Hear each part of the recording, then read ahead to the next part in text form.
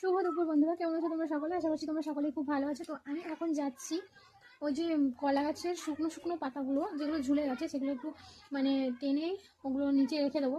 শুকিয়ে গেলে ওই পাতার যে জাল দিয়ে না জল গরম করব। এই ঠান্ডা পড়েছে, ছেলেরা স্নান করে, প্রত্যেক দিন জল গরম করতে হয়। পাতা জ্বালনে করলে গ্যাসটাও অনেকটা বাঁচে। আমি এমনিতে গ্যাসে করি না, জ্বালনে করি, কিন্তু পাতা জ্বালন দিলে আরও সুবিধা হবে।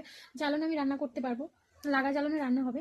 তাই ভাবলাম যে পাতাগুলো সব ছিঁড়ে এক জায়গায় রেখে দিই, একটু রোদ পেয়ে গেলে এমনিতে শুকিয়ে গেছে, যেগুলো একটু রস আছে শুকিয়ে যাবে। তার জন্য দেখো অনেকগুলো আমি কাঁড়ি করেছি। আবার যাবো সেই দিকটায় কলা গাছে, হ্যাঁ কলা পাতা দেখো, এই দেখো এখানে অনেকগুলো, এইখান থেকে অনেকগুলো আমি টেনে টেনে টেনে টেনে এখানে রেখেছি, সেই দিকটায় যাব। চলো দেখাচ্ছি।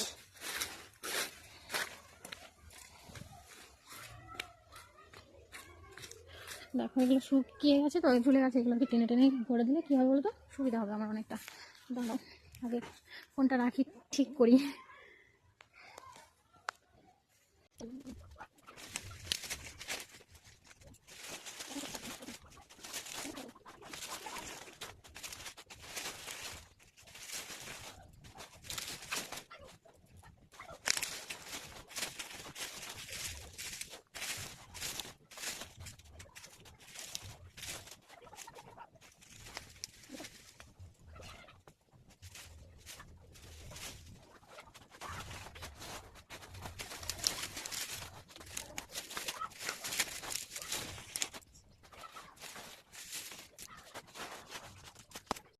দেখো এতগুলো পাতা, হাঁপিয়ে গেছি গো টানতে টানতে। যেগুলো ছেঁড়া হয়নি সেগুলো রয়ে গেছে, মানে কাঁচা আছে তো ওই জন্য, উপরের দিকটা কাঁচা ছিল, ওইটা টানছিলাম, হচ্ছে না বলে রেখে দিয়েছি। দেখো কলা কান্দি আছে এখনো।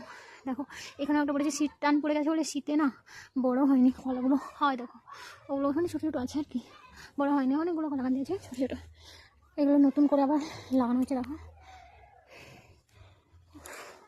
যাই হোক,